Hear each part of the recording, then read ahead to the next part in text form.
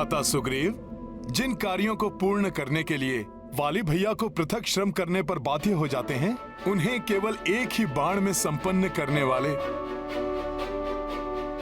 मेरे प्रभु श्री राम की असीमित शक्ति पर अब तो आपको विश्वास हो गया होगा ना?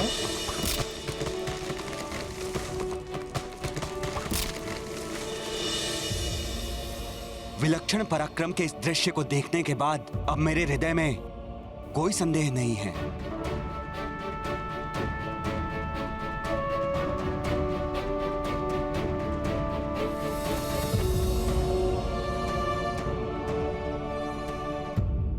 मुझे क्षमा करना मित्र। वाली भैया के भय ने मुझे भीरू बना दिया था, इसलिए मैं आपके युद्ध कौशल और आपकी क्षमताओं को नहीं पहचान सका। मित्र, आप वाली भैया तो क्या, उनके जनक देवराज इंद्र को भी परास्त करने में पूर्णतः सक्षम हैं। तो शुभ कार्य में विलंब कैसा? प्रभु श्री राम से मित्रता स्थापित करके उनकी कृपा के पात्र बनिए।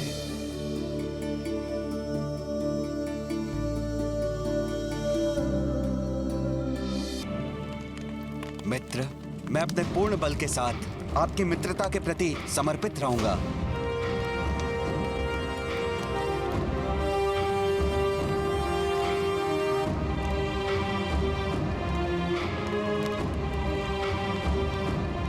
मैं भी सदैव मित्रतापूर्ण व्यवहार करूंगा और आपके हर संकट में आपकी सहायता करूंगा।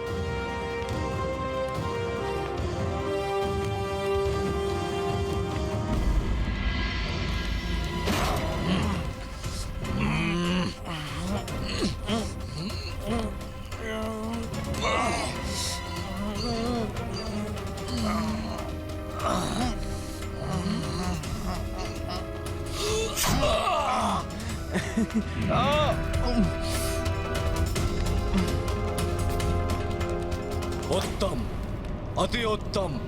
अंगद मेरे पुत्र, मुझे गर्व है तुम पर। महानतम वाली जैसे महान पिता के योग्य पुत्र हो तुम।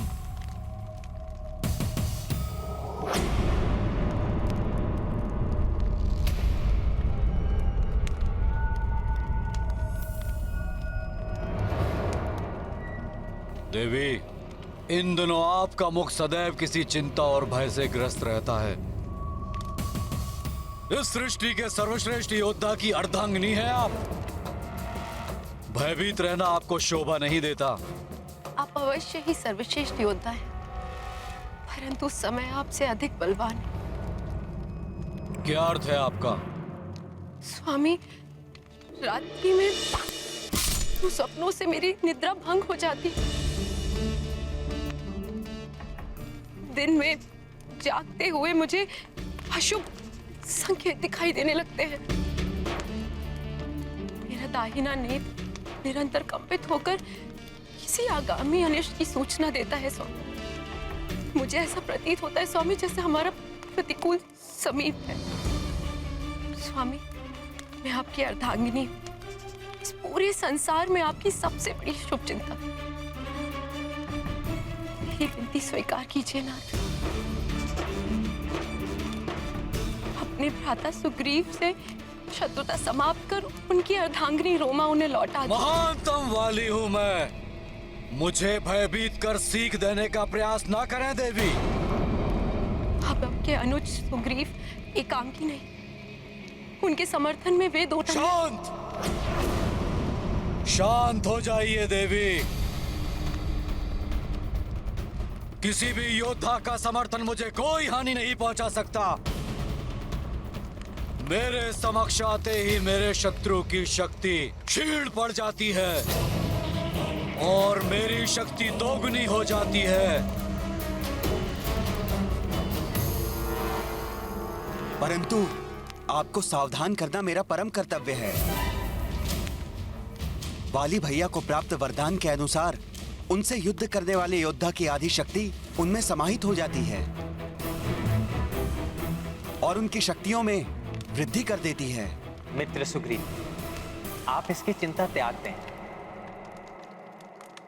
क्योंकि वाली से युद्ध मैं नहीं, आप ही करेंगे।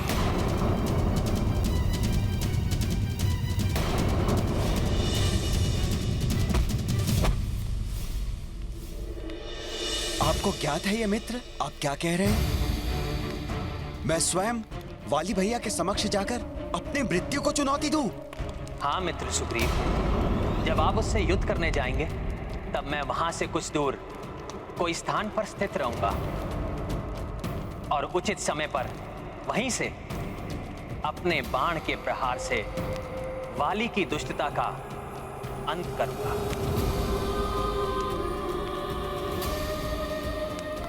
परंतु छुपकर वार करना यह अधर्म नहीं होगा प्रभु।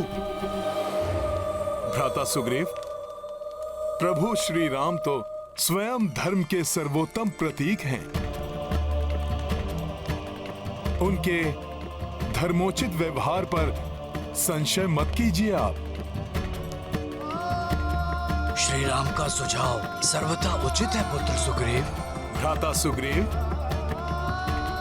जिन प्रभु श्री राम ने धर्म और मर्यादा को स्थापित रखने के लिए अपने पिता की आज्ञा अनुसार राजपाट त्याग कर 14 वर्षों का वनवास स्वीकार किया, वो प्रभु श्री राम अधर्म कैसे कर सकते हैं?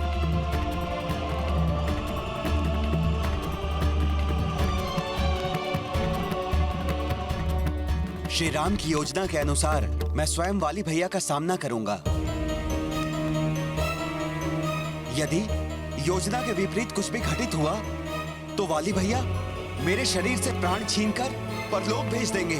भ्राता सुग्रीव, भय तज कर अपने अधिकारों के लिए संघर्ष करने का समय अब आ गया है। प्रतिक्षण भयाक्रांत रहकर घुट घुट कर मरने से तो श्रेष्ठ है कि आप भ्राता वाली का सामना करें। और फिर आपको इतना दुर्लभ अवसर भी तो प्राप्त हुआ है कि स्वयं प्रभु श्री राम आपकी सहायता करने के लिए तत्पर हैं।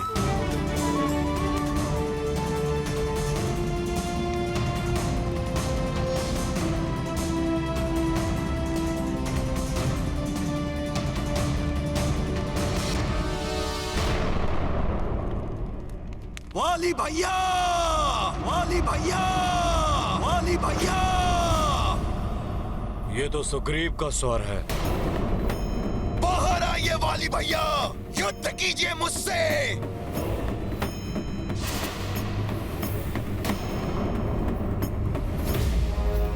सुग्रीव का इतना दुस्साहस!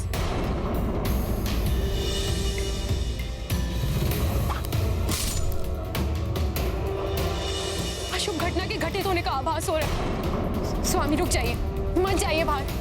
मुझे किसी अत्यंत ही अशुभ घटना के घटित होने का आभास हो रहा है। स्वामी, स्वामी रुक जाइए। माताश्री का कथन उचित है पिताश्री, आपको इस युद्ध के लिए नहीं जाना चाहिए। अंगद, तुम मेरे समान शूरवीर योद्धा होने के पश्चात भी मुझे भयभीत होकर रोकने का प्रयास कर रहे हो।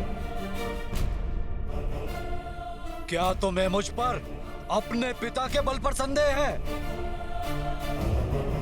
नहीं पिताश्री, मैं आपके बल और वीरता पर कदापि संदेह नहीं कर सकता, परंतु मैं इससे अवश्य अचंभित और सशंकित हूँ। सुग्रीव काका में अचानक आपको चुनौती देने का साहस कैसे आ गया? इसमें अवश्य उनकी कोई कुटिल योजना है, उनकी कोई सहायता कर रहा है। आपके घात का छल है ये पिताश्री। आशा करता हूं कि उसने अच्छा जाल बुना हो। उसे ध्वस्त करने में युद्ध का आनंद और अधिक बढ़ जाएगा।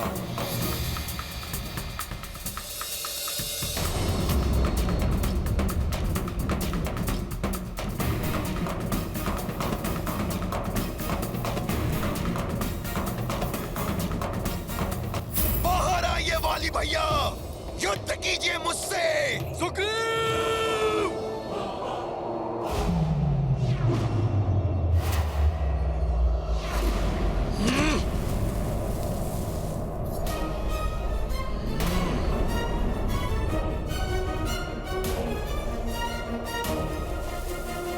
उत्तम! सुग्रीव, जो स्वयं तुम प्रस्तुत हो गए महानतम वाली के हाथों अपने काल का क्रॉस बनने के लिए। स्वामी! मृत्यु नहीं वाली भैया, मैं अपनी पत्नी रोमा और अपने जीवन के सुख को पुनः प्राप्त करने आया हूँ। मुझसे युद्ध कर अपनी मृत्यु के सिवा कुछ प्राप्त नहीं कर पाओगे तुम। देखना चाहते हो?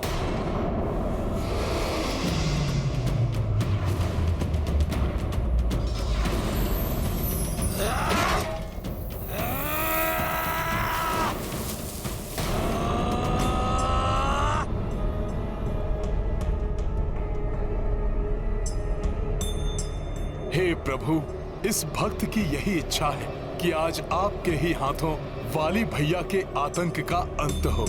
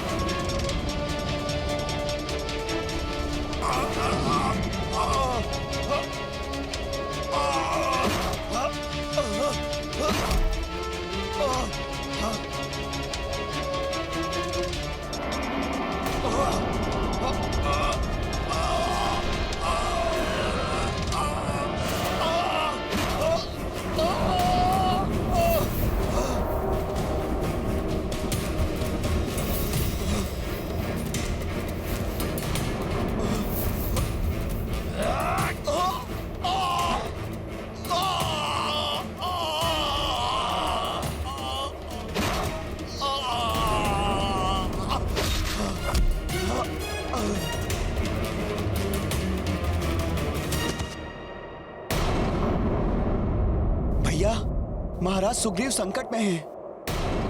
उठो मार्कट!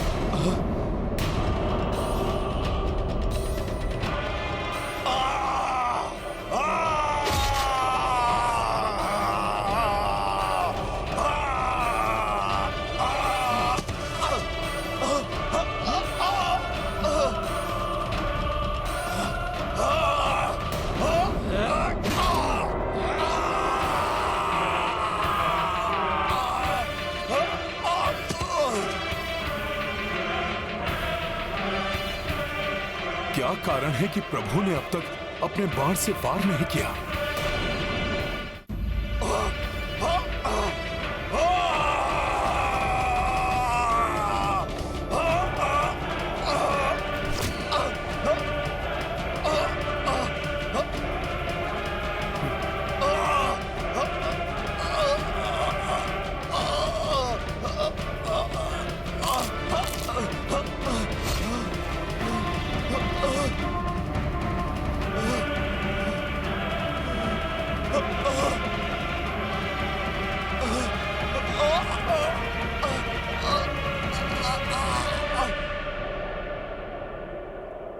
किस पर वार करूं? दोनों एक दूसरे की प्रतिछाया से प्रतीत हो रहे हैं। हाँ भैया, यहाँ से ज्ञात करना अत्यंत कठिन है कि कौन वाली है और कौन सुग्रीव। तुम्हें ना तो रोमा प्राप्त होगी और ना ही तुम्हारा जीवन शेष बचेगा सुग्रीव।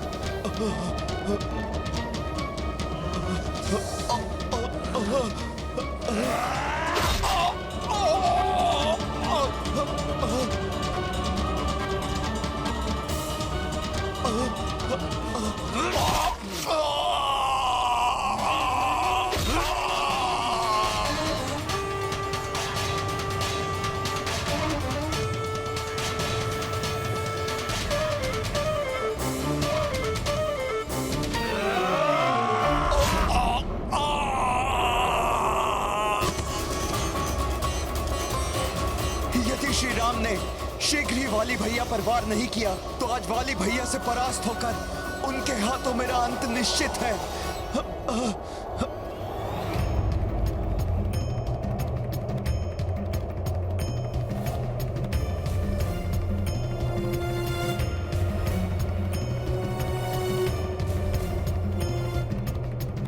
कहाँ भाग रहे हो भीरू?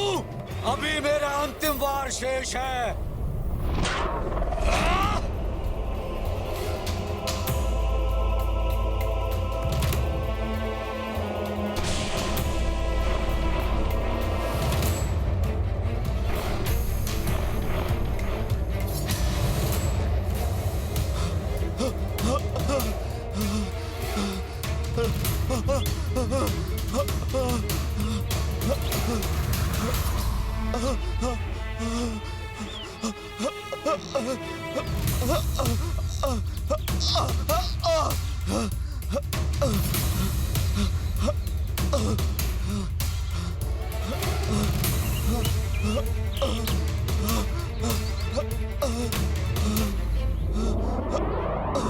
भ्राता सुग्रीव!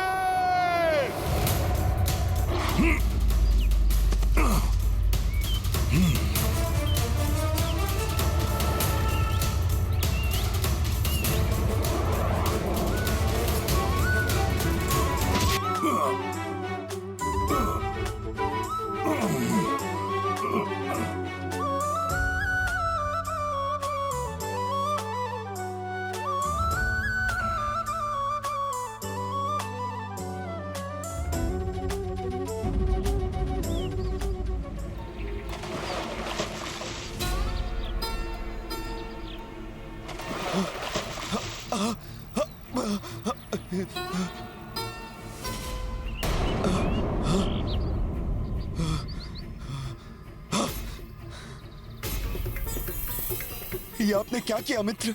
आपने तो मुझे काल के मुख में ही धकेल दिया था। मित्रता की शपथ लेकर शत्रुता क्यों निभाई आपने मेरे साथ?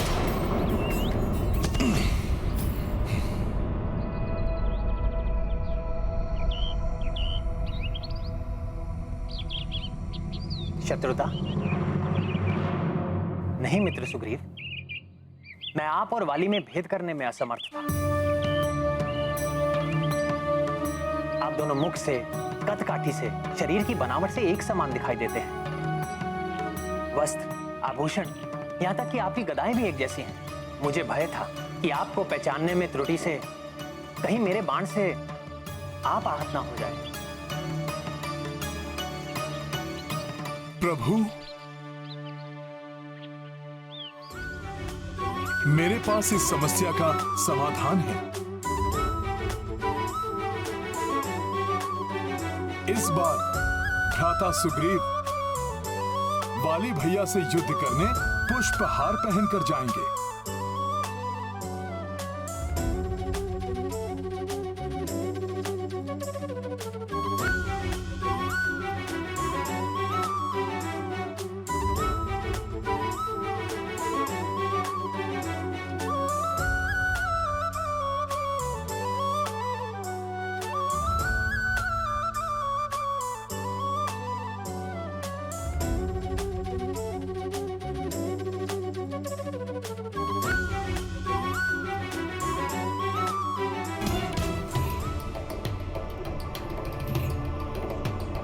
वाली भैया, इस बार मुझसे अपनी रक्षा नहीं कर पाएंगे आप।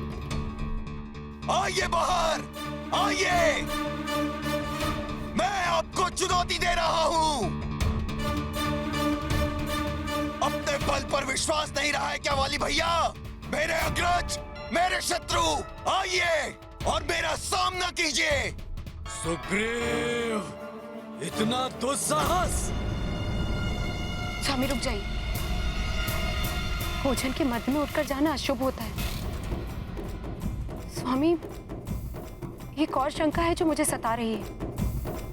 अभी कुछ ही पूर्व पहले आपके भ्राता सुग्रीव आपसे परास्त होकर जा चुके हैं। तो पुनः क्यों आपसे युद्ध करने आएंगे? उसकी मृत्यु पुनः उसे यहाँ खींच लाई है देवी। वाली भैया, वो यहाँ आ तो गया, किंतु जीवित वापस नहीं लौटेगा।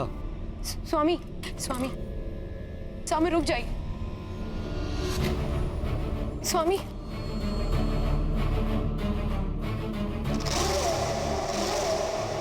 सुग्रीव!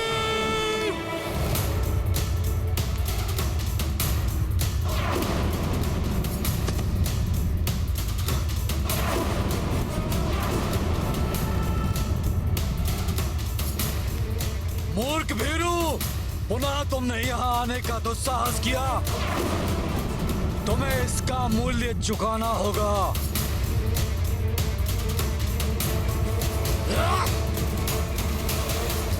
कभी भी अपनों की या सच्चे मित्रों की सलाह की उपेक्षा नहीं करनी चाहिए।